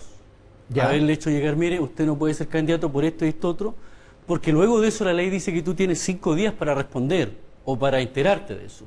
Ya, o sea, él salió a hablar y usted no sabía. No tenía, O sea, se enteró por la declaración, digamos. Cuando decían antes que me enteré por la prensa, yo no lo creía, pero ahora lo creo porque me enteré por la prensa. Ya. Yo iba rumbo a Purén cuando me llaman por teléfono para darme esta información. Entonces, ese es un acto arbitrario e ilegal. Arbitrario e ilegal ¿Por porque... qué arbitrario? Arbitrario porque él está generando una opinión, está generando una condena a alguien, sí, o sea, se viola el principio de la bilateralidad de la audiencia. Es decir, fue unilateral. Yo no tuve la posibilidad de responder. Lo que la ley dice, que usted tiene 5 días para responder. No lo tenemos. Recién este viernes nos notificaron la resolución del CERVEL de manera legal. Ya. Reservemos eso por un momento. Volvamos a la primera parte de la pregunta. ¿Tiene claro lo que pasó con las 23.000 firmas cuestionadas? Nosotros sobre eso, nuestra abogada ha hecho las investigaciones adecuadas y a lo menos tenemos dos cosas. La gente a cargo de la recolección de firmas o actuó de muy buena fe y creyó en una notaría en la cual se dice que el notario no existía. Bueno, ya que estamos, la notaría tampoco, digamos. Y la notaría tampoco. O lo otro, que es la segunda opción, es que había un grupo de personas que fueron infiltradas y que obedecían a este tipo de trabajo. ¿Por qué te lo digo? Porque nuestra abogada ha encontrado un sinnúmero de documentos legales de junio en el Banco BCI, en instituciones privadas, en instituciones públicas, que tienen trámite en esa notaría inexistente. Entonces la pregunta nuestra es, ¿cómo hay personas que hacen trámites en una notaría inexistente? Es que lo que me merece la duda, o sea, más bien, lo que no entiendo es, ¿a qué se refiere con infiltradas? ¿Infiltradas dónde? ¿Infiltradas en su candidatura? Claro, nuestro equipo. Porque mira, todo esto es muy raro. Las personas que hicieron este trabajo, lo único que logran con esto, no solo perjudicar mi candidatura, sino que lo que hemos visto detrás de esto es atacar directamente a los independientes, a la lista del pueblo y también a la convención constituyente. ¿Y qué es lo que ocurre? Que acabamos nosotros de descubrir que la notaria que subrogó o que reemplazó a este notario fallecido, el esposo de ella es el abogado de gente de la UDI y el presidente del tribunal, del CERVEL, también es del mismo partido político. Entonces uno lo ve desde afuera como un intento de perjudicar a ciertos Pero usted está insinuando que esto sería una operación de la UDI, pero es bien larga la vuelta, porque el marido de la notaria que se quedó con la notaría después de Patricio Saldier, o sea, es media larga la vuelta, digamos. Es larga la vuelta, pero en los hechos es clara el ataque. O sea, se habla del caso Ancalao cuando el caso aquí es el caso del notario, donde hay documentos firmados en junio. Pero si la candidatura que presentó la firma fue la suya, pues. Por supuesto, pero lo que yo estoy diciendo es que aquí hay hechos y actuaciones de personas que han perjudicado no solo esta candidatura, y esta candidatura ahora parece ser un instrumento para atacar al proceso constituyente. Ahora, suena medio enrevesado, porque sería una conspiración donde se termina para concretar la conspiración se termina presentando 23.000 firmas que son falsas en la práctica. O sea, lo que se está diciendo es que no es el timbre del notario. Y toda la acusación que tiene O sea, ¿cómo? Si son firmas que están firmadas en la notaría de Patricio Saldívar Maquena, que hoy por hoy no existe, digamos. Exactamente, ese es el hecho. Pero eso Son falsas, digamos, ideológicamente falsas. Claro. Bueno, y sobre eso tiene que investigarse, y lo que nosotros hemos resuelto es que nuestra abogada va a presentar una querella para ver quién resulte responsable en eso. Pero lo que no puede hacerse antes ¿Ya? es determinar culpables sin un debido proceso. O sea, la obligación del CERVEL es tomar eso y entregarlo al Ministerio Público. Pero el servicio electoral, ¿en qué medida lo considera culpable? Si lo que hace es inhabilitar su candidatura porque no están cumplidos los procedimientos básicos y electorales básicos para la inscripción, digamos. Claro, Usted no concretó las 33.300 firmas, digamos. Claro, lo que pasa es que la declaración del CERVEL, la declaración del presidente, en este caso el señor Andrés Tagle, ¿Ya? Esa declaración, lo único que nosotros decimos es que tendría que haber sido notificada a las partes. Antes Ya, pero de eso es hacerlo público. ya, pero convengamos que es una cuestión formal. Puede ser importante, ¿eh? O sea, a mí O sea, tampoco me hubiera molestado enterarme por la prensa, pero... O sea, más que pero formal lo es una cuestión sustantivo- legal. Pero, ¿ilegal? Legal, eso es una cuestión legal. Ah, ya, ok, ya. Pero en lo sustantivo, usted va a tener el derecho de apelar. Ahora, ¿tiene apelación? Porque el problema que hay son 23.000 firmas en una notaría, firmadas supuestamente autorizadas por un notario que falleció lamentablemente y que ya no ejercía el cargo de notario desde hace 3 años. Entonces, la verdad es que no hay mucha vuelta, digamos.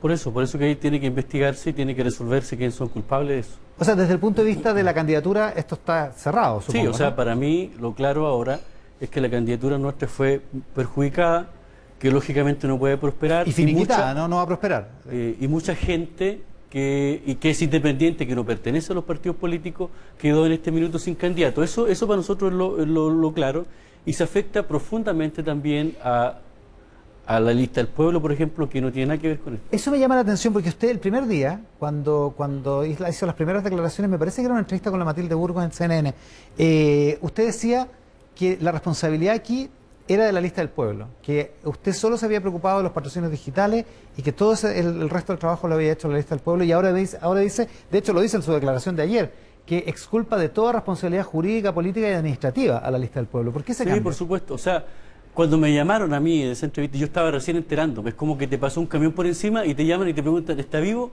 Bueno, nosotros en ese minuto... Ya, ok. Entonces, y eso ocurrió ahí. Entonces, en ese minuto no teníamos los elementos completos para responder.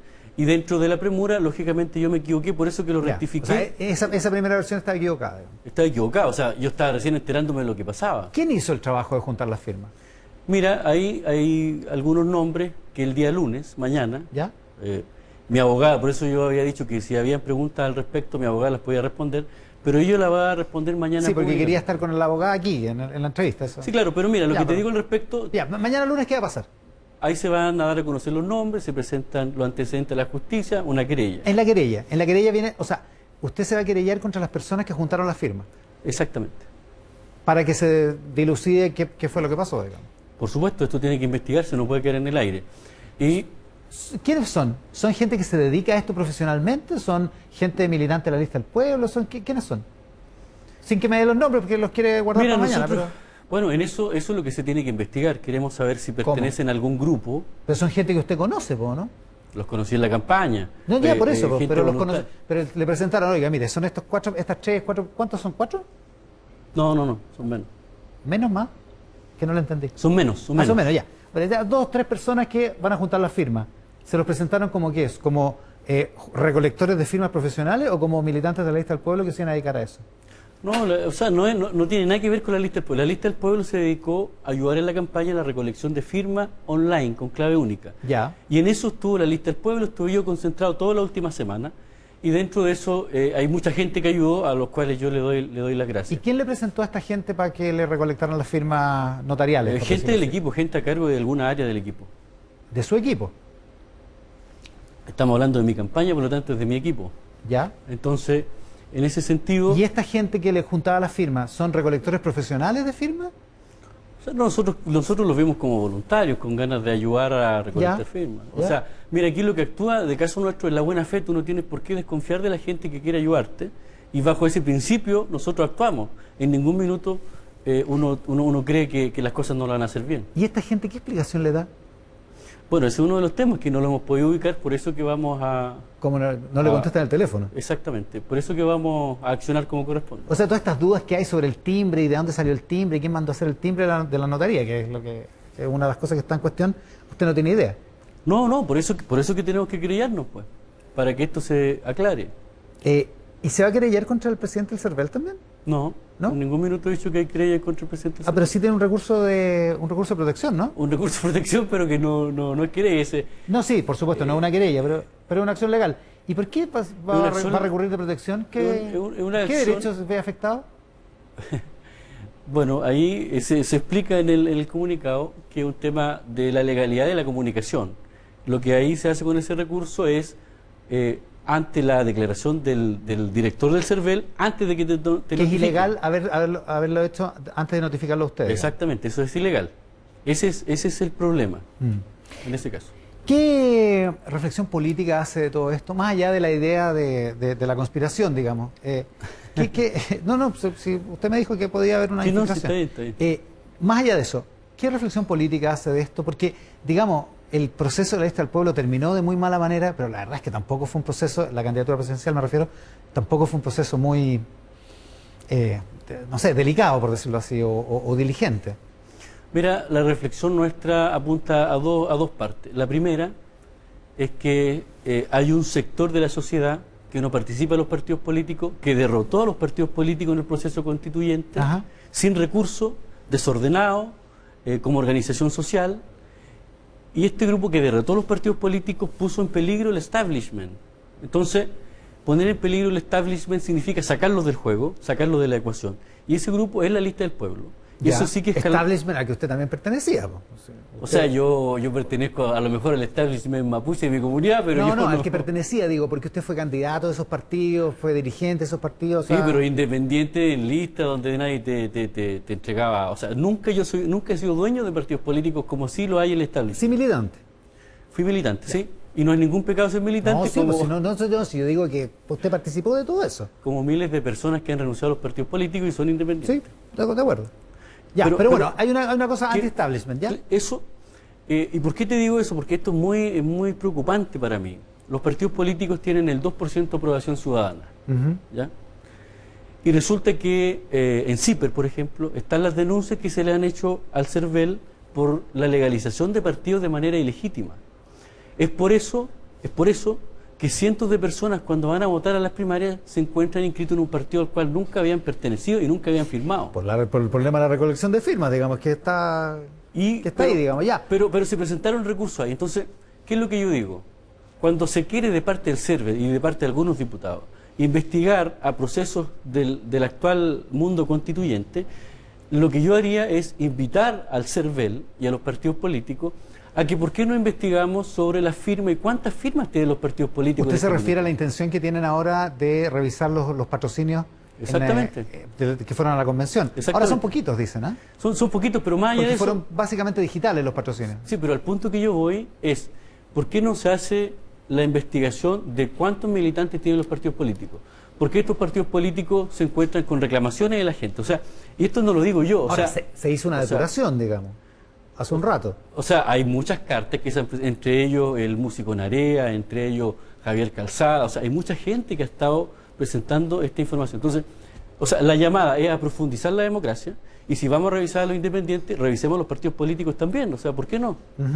Y eso es un llamado que tiene que hacerse amplio, pero yo dudo, así derechamente, dudo que el CERVEL quiera entrar a este tema de los partidos políticos, porque los que componen el Consejo del CERVEL, todos pertenecen a algún partido político, no hay ningún independiente. Está coteado políticamente, digamos. Bueno, pero como coteo, casi claro. todas las instituciones estatales. ¿Pero usted desconfía de la imparcialidad del servicio electoral? Pero en la parcialidad. ¿En la imparcialidad? ¿Desconfía de la imparcialidad? O sea, al ver una declaración ilegal sin cumplir su propia ley, es que uno no tiene la confianza. Y cuando se han hecho reclamaciones para que se revisen la legalización de los partidos políticos, no hay ninguna respuesta. Hay una pequeña diferencia, porque cuando ha habido elecciones y aparece una persona que está, no sé qué, que aparece militando en un partido cuando no es, por ejemplo, para el caso de la primaria del 18 de julio, qué sé yo, estamos hablando de 150 casos, de 200 casos. En el caso de su candidatura son 23.000 firmas, pues hay una diferencia apreciable, digamos. Pero bueno, y es una candidatura presidencial, digamos. Pero mira, tú estás ahí equivocado en una cosa. ¿En qué? Compartimos el punto, pero estás equivocado en una cosa. Lo que yo estoy hablando es de los partidos políticos y de la revisión de los constituyentes. Sobre mi candidatura acabamos de conversar y explicar cuáles son los ya, ¿a usted le parece, procedimientos. ¿le parece desproporcionado? No, ahora lo no. entiendo bien. ¿Le parece desproporcionado que se revisen las firmas de los constituyentes Exactamente. y no se revisen los casos de reclamación de los partidos? O que no se le ponga el mismo énfasis. Eso es lo que yo estoy diciendo. En el caso de mi candidatura, ahí tienen que funcionar los procedimientos que ya conversamos. Y yo quiero aprovechar este espacio para agradecer a todas las personas que me han escrito, que me han llamado, la preocupación que han tenido y decirles que en el pueblo mapuche existe una máxima. La palabra rendirse no existe para nosotros. Es decir, que nuestras reclamaciones, nuestros derechos y todo lo que nosotros hemos venido construyendo intelectualmente, porque yo soy profesor, soy escritor y venimos sosteniendo una tesis de desarrollo importante para el país, vamos a continuar en eso y que no pierdan cuidado, que vamos a continuar adelante con este proyecto. Me llama la atención lo que dice, porque el otro día en esa entrevista en CNN usted dijo que era el fin de su carrera política. Exactamente, y eso es lo que pensé de manera desproporcionada en ese minuto porque estaba muy golpeado por la noticia, pero ahora que tenemos todos los elementos adecuados para poder discernir y tomar decisiones, nosotros concluimos que nuestro proyecto político va a continuar, vamos a seguir escribiendo y no tiene por qué ser el fin cuando nosotros no tenemos responsabilidades al respecto. Las responsabilidades aquí se van a dilucidar y nosotros vamos a trabajar en eso. La responsabilidad legal, la responsabilidad política sí la tiene. Claro, y que podría ser un poco de desprolijidad, pero la desprolijidad no es un delito. Pero No, la por tomamos. eso le digo, responsabilidad política. Exactamente. Esa sí la acepto. Eso hay que aceptarla, hay que tomarla. Digo, y ojalá- nunca yo he eludido a la responsabilidad que me corresponde. Diego, muchísimas gracias por la gentileza de estar con nosotros. Gracias a ti. La institución, un papel de liderazgo muy relevante en todos los temas que tienen que ver con la construcción de un reglamento que va a ser una pieza fundamental a partir del próximo mes en el trabajo de redacción constitucional. Fernando Atria es abogado y constituyente por el Distrito 10. Fue una de las votaciones más altas del Distrito 10, si no me equivoco, ¿no? La más alta. La más alta. Modestamente. Modestamente. Bueno, La- son hechos. Son hechos, exactamente. No, hechos, no opiniones. Muchísimas gracias por estar acá. No, Fernando. muchas gracias a ti, Mami, por esa presentación. Fernando, sin duda su papel ha sido de liderazgo al interior de la convención. Hablemos un poco de esta controversia por los 2/3 que finalmente se termina zanjando, me parece que ya de manera irrevocable, a favor de respetar el quórum que está pactado en la Constitución, ¿no? Bueno, eso todavía le queda una pasada, que es la discusión en el Pleno. Digamos, claro, la comisión ya ha terminado su trabajo en el reglamento que uno podría llamar base, porque faltan los otros reglamentos que vienen de las otras comisiones, y eso va al Pleno y ahí se volverá a discutir. Pero da la impresión de que hay una mayoría sustantiva a favor de respetarlo, ¿o no? Yo creo que sí. Yo creo que hay. Lo que yo he visto es que en general, quienes creen que que sería conveniente cambiarlo, aceptan que ese cambio tendría que venir de una reforma constitucional tramitada en el Congreso. Y yo creo que eso despeja la cuestión. O sea, Ya. yo creo que el tema central es que la convención no puede unilateralmente cambiar ese quórum. Eso no quiere decir que el quórum no pueda ser discutido o no pueda ser cambiado. Lo que quiere decir es no puede ser cambiado unilateralmente. Y que por lo tanto hay que seguir un mecanismo que políticamente hoy es inviable. Bueno, y Da ahí esa impresión, cada uno digo. podrá hacer sus cálculos, qué va a pasar. O sea, si algunos senadores o candidatos a Senado de derecha están por la amnistía, enhorabuena, capaz que después de Se las refiere a elecciones... Jaime Mañalich, que estuvo acá en el programa recién. Capaz que después de las elecciones eso sea... En fin, No, pero esa es por otra cierto, discusión. Pero en la conformación actual del Congreso eso es políticamente inviable. Bueno, de esa pero idea. yo también diría, con la misma lógica, que en la conformación actual de la convención, los 2/3 dejaron de ser el problema que eran. No, porque el temor o la crítica a los 2/3 era que iban a permitir el veto unilateral de la derecha. O de algún sector que tuviera al menos un tercio. Claro, pero todos sabemos lo que eso significaba y por qué se pactó el 15 de noviembre. Bueno, o sea, no, ya, está bien. pero esas son opiniones, no hechos. Por decir, bueno, vaya hechos. Ajá, en fin, pero Bueno, el punto pero- era, claro, que iban a permitir el veto unilateral de cualquier sector que hubiera estado defendiendo la Constitución de 1980 por, ejemplo. 30 años Por y que ejemplo, tuviera un tercio. y que más tuviera uno. un tercio, que- Claro. Y ese problema fue solucionado no por una reforma, no por los comentaristas, no por las opiniones, fue solucionado por el pueblo en la elección. Porque ningún sector tiene un tercio. Exacto. Entonces ahora sigue siendo un desafío la regla de los 2/3 porque es un quórum muy alto, pero cambia considerablemente el sentido político, porque ya no es el peligro de los 2/3, ya no es el peligro del bloqueo unilateral. Ahora es el peligro de que no se logre articular una mayoría suficientemente amplia para darnos la Constitución. Y yo diría que este segundo problema es mucho menos grave, porque es mucho más manejable dentro de la Convención, Claro, pues se trata de que el primero. De hecho, avanzar ya ha acuerdos, habido digamos. una articulación de ese tipo cuando se votó la declaración por los presos de la revuelta, se votó por más de 2/3. Ahora, algo parecido ocurre con la idea del plebiscito o los plebiscitos intermedios. La verdad es que hablar en plural parece ya mucho más, porque hay poco tiempo, digamos. Pero hablemos de un plebiscito intermedio para solucionar normas que tengan más de 3/5, pero menos de 2/3 en la Convención, que muchos ven como una manera de saltarse finalmente los 2/3 y da la impresión de que también hay un consenso respecto de que tampoco lo puede hacer la Convención unilateralmente. Bueno, el acuerdo al que se llegó en la Comisión de Participación dice eso explícitamente, ¿no? Que es necesario hacer las reformas normativas necesarias, y esas reformas normativas que son legales y constitucionales, para lo mismo. Y yo creo que aquí se aplica más o menos la misma lógica. La idea de plebiscito, con la cual yo en principio, por supuesto que no estoy en desacuerdo, creo que es una buena idea en principio, pero yo creo que a estas alturas es la respuesta a un problema que ya no existe o no tiene la misma urgencia. Ya. ¿No? O sea, de hecho, la misma condición de que tengan 3/5 pero no 2/3, estamos hablando de la diferencia entre 60 y 66%. Que dada la conformación de la Convención, es poco probable que sea tan decisiva como ahora parece. Por Esa supuesto. diferencia, digamos, sí. Exacto. Ahora, sí, porque aquí las palabras importan, sí de alguna manera reconoce que no hay tal idea, tal cosa como un poder constituyente absoluto. O sea que la Convención es capaz de hacer cualquier cosa, por decirlo así, cosa que algunos de los convencionales, antes de empezar, enarbolaban como idea. Pero es que yo creo que ahí hay un error, en mi opinión, hay un error de qué quiere decir que el poder constituyente no esté limitado por el poder constituido. Y yo creo que la verdad es que la mejor demostración de que esto que sí quiere decir es lo que nosotros hemos visto ocurrir en Chile desde el 15 de noviembre. Porque si uno vuelve atrás y recuerda las críticas al contenido del acuerdo del 15 de noviembre, ¿Ya? ¿cuáles eran? Era que la convención iba a ser igual que la Cámara de Diputados. Sí. Y por consiguiente no iba a ser paritaria. Y no iba a tener representación de pueblo originario. E iba a dejar afuera a los independientes. Sí. Y la derecha iba a tener más de 1/3. Bueno, todo eso fue solucionado. ¿Por qué? ¿Por qué fue solucionado? Esa es la pregunta que vale la pena plantearse. ¿Ya? Fue solucionado porque de repente alguien que se había opuesto a los escaños reservados durante tanto tiempo, dijo, en realidad es injusto que no estén ahí.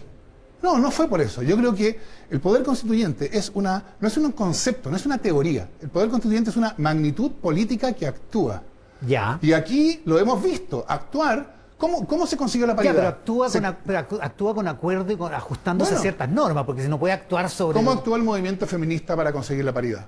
Bueno, la exigió. No necesitó un mecanismo vinculante, y convenció no necesitó a los- un procedimiento. La exigió. Y articuló una fuerza Y política. fue una fuerza que fue tan incontenible que la institucionalidad debió reaccionar. ¿Por qué debió reaccionar? Yo creo porque se dieron cuenta de que aquí lo que se estaba jugando era la deslegitimación del proceso constituyente, la posibilidad de que el proceso constituyente no sirviera para encauzar esta fuerza, que es la gran virtud que logró, y entonces se estaba jugando la posibilidad de que esto se solucionara. Y Ahora- y yo creo que eso mismo ocurrió con los escaños reservados, eso mismo ocurrió con las reglas sobre independientes. Recuerda tú que se decía, es que fue muy tarde la reforma de los independientes, no van a Y no van a alcanzar conseguir la los- firma. los- En fin, todos esos problemas fueron siendo vencidos.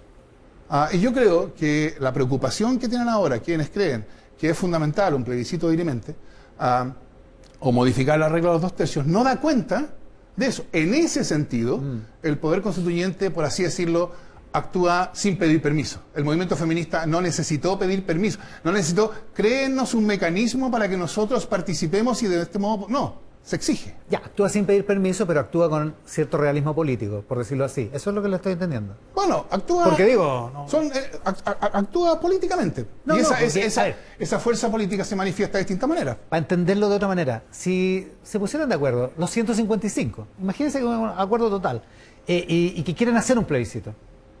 Bueno, crearían un hecho político que es el Congreso y el Ejecutivo tendrán que Pero es que administrar, digamos. pongámonos de verdad ¿Ya? en una situación como esa. ¿Qué significaría que los 155 se pusieran de acuerdo en un plebiscito? Un hecho político incontrastable. Exacto, en que ya la exclusión del plebiscito como herramienta de neutralización, ¿Sería políticamente inviable? exacto, ya habría perdido Ya. su sentido. Pero siempre con acuerdo a unas ciertas normas, a eso me refiero. Bueno, yo eso, creo eso que... me parece que es importante, ¿no? Por eso yo creo que es importante que el acuerdo al cual se llegó en el plebiscito, en la Comisión de Participación, haga referencia al hecho de que ese plebiscito supone para su viabilidad que hayan reformas normativas que tienen que hacerse. Es que ¿sabe por qué se lo pregunto? Porque siempre se ha dicho, o más bien, no siempre, en las últimas semanas o meses se ha discutido mucho esta idea de cómo tiene que ser la Constitución y hay muchos que piensan, hay que hacer una Constitución pensada en que la va a ocupar como gobernante el peor de mis enemigos, por decirlo así. O sea, tengo que tener una Constitución que me proteja a mí cuando me toque ser minoría, que es lo que puede ser una tentación contraria en el caso de una mayoría amplia como la que tiene la izquierda hoy en la Convención. Entonces, esta idea de ajustarse a ciertas normas, aun cuando se ejerzan mayorías importantes, políticamente robustas, digamos, tiene sentido, porque en algún sentido también hay que proteger la visión de las minorías y hay que proteger lo que pueda pasar en el futuro cuando cambie el ciclo político eventualmente. Bueno, por cierto, porque de hecho la idea misma de constituir, ¿no? de hacer una constitución significa constituir un poder y sujetarlo a reglas.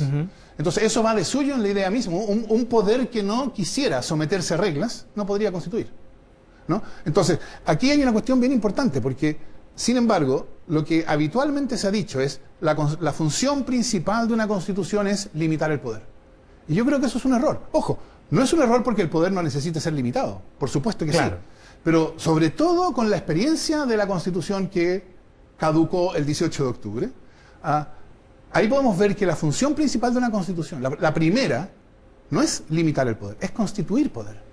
Es constituir un poder eficaz. Y ese poder, por supuesto, la segunda función, desde luego, es limitarlo de modo de asegurar derechos y garantías, evidentemente. Pero si uno se salta la primera parte, en que el sentido de la Constitución es constituir un poder democrático que esté legitimado ante la ciudadanía, bueno, uno termina en una crisis política como la que estalló el 18 de octubre. Ya, dos temas que le quiero plantear antes del corte. Uno, esa idea democrática en la Constitución, ¿cuán perfilada tiene que estar? ¿Cuán detallada tiene que estar? Porque algunos dicen, van a construir una Constitución parecida a la que hay ahora, pero con otro signo, o no, digamos, ese es un tema. Y el otro tema, ¿cómo funciona la política al interior de la Convención y cómo está funcionando la izquierda con miras a construir esos acuerdos de 2 tercios? Lo conversamos después de la pausa, ¿le parece? La izquierda en la Convención, porque tiene que construir mayorías de 2 tercios, pero además vive un momento político interesante, porque hay grupos que son alianza presidencial, parlamentaria, y que no necesariamente ha estado tan de acuerdo al interior de la Convención. ¿Cómo ves esa dualidad, Fernando?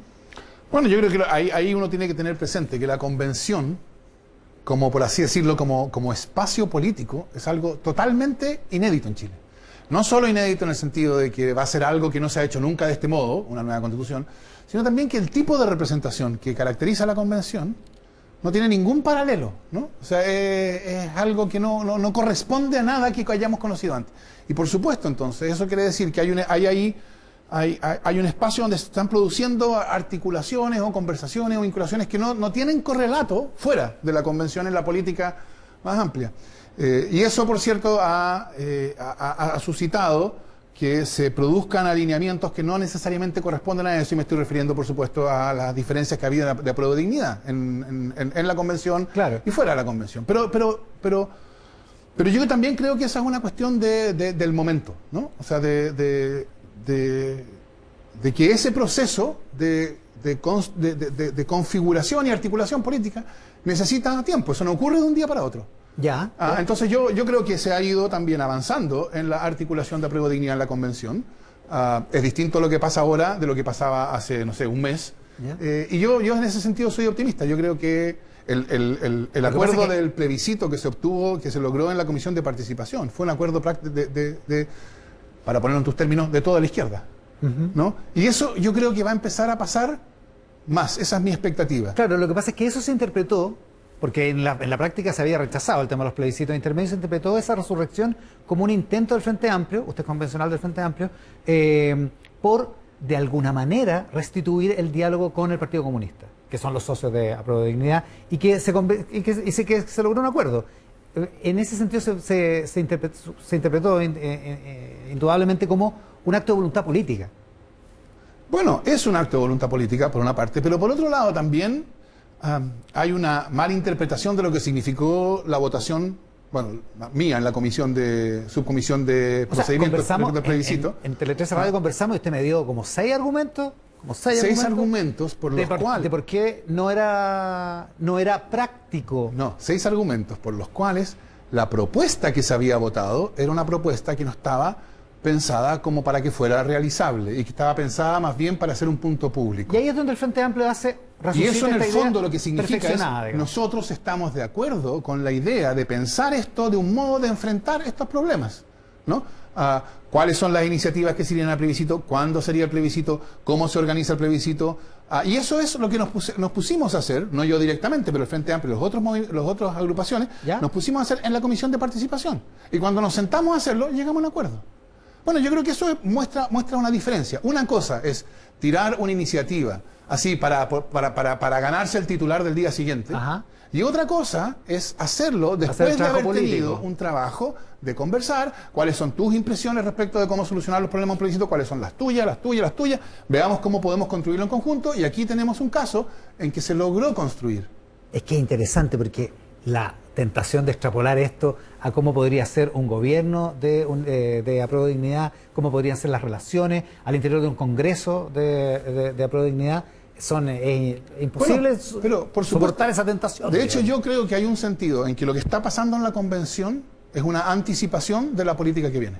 Es decir, el mapa político de la convención, mi impresión, y esto por supuesto está por verse, pero eso es lo que yo creo ahora, ¿Ya? El mapa político de la convención es un mapa que corresponde mucho mejor al Chile actual que el mapa político al cual estamos O acostumbrados. sea, la Cámara próxima, la de Cámara de marzo, va a ser parecida a Yo- esta convención. sí, Hay a mí que me contarle llamaría- los independientes porque Por supuesto, no tienen iba a las ser- mismas reglas. pero como mapa yo creo que va a ser mucho más actualizada.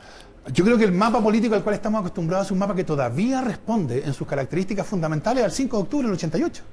Ya, y ahí, si es que eso es así, ahí hay mucha gente de derecha que dice, nos van a pasar la máquina.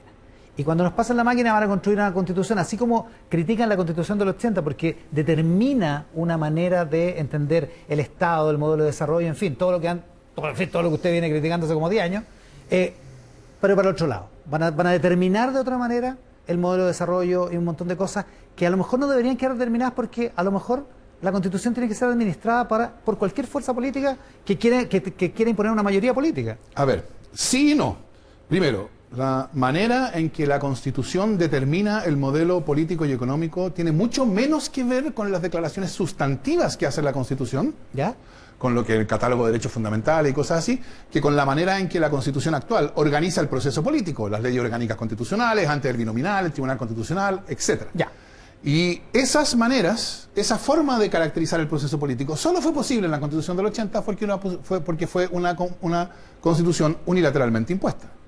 Y entonces, aquí, por favor, si esta es una Constitución acordada por 2/3 de un órgano representativo, no se puede llamar a eso unilateralmente impuesta por el solo hecho de que la derecha no tiene 1/3. Ya. O sea, yo diría, si la derecha es menos de 1/3, no puede pretender tener una relevancia mayor que eso. Yo creo que no se puede llamar una Constitución unilateralmente impuesta a una Constitución acordada por 2/3 de un órgano representativo. O sea, hagamos que las palabras sigan significando algo, ¿no? Unilateralmente no significa 2/3. Unilateralmente significa, bueno, después de un golpe de Estado y por una comisión compuesta por juristas convocados por el dictador. Eso es unilateralmente impuesta. Ahora, respecto del contenido, aquí yo creo que hay una cuestión importante, porque hay una por cierto que la Constitución debe ser una Constitución que admita una política democrática con contenido después. O sea, una Constitución no puede tomar todas las decisiones que uno espera que tome una política democrática. Todo el punto de la Constitución, en mi opinión, es que habilite una política democrática de verdad. Donde todas las opciones sean Exacto. posibles. Eso es verdad. Pero por otro lado, también hay que entender que el 16 de mayo hubo una decisión. La composición que tiene la Convención tomó ciertas decisiones. Y esto es importante porque esas decisiones son decisiones genuinamente del pueblo. ¿Me entiendes? Precisamente porque eso también es parte de la democracia representativa, que las elecciones significan, y no solo significan en términos de qué caras queremos que estén ahí. Las caras que elegimos representan ideas también. Ideas y una manera de... Entonces, por ejemplo, redactar. después de la elección del 16 de mayo, yo pensaría que la posibilidad de que la nueva Constitución tenga un Estado subsidiario es cero. Y la posibilidad de que sea un Estado social, es decir, un Estado que asume la responsabilidad por realizar derechos sociales, es prácticamente cierta. La probabilidad de que sea una Constitución plurinacional, descentralizada, con perspectiva de género, todas esas cosas, ¿de dónde viene eso? Yo creo que son decisiones que el pueblo chileno tomó cuando votó el 16 de mayo. Y la nueva Constitución tiene que estar a la altura. Y por eso, por cierto, dentro de esos términos debe configurar un proceso político democrático lo más significativo posible. Fernando, muchísimas gracias por la gentileza de estar hoy día con nosotros. Gracias a ti. Se acaba el tiempo de nuestro programa.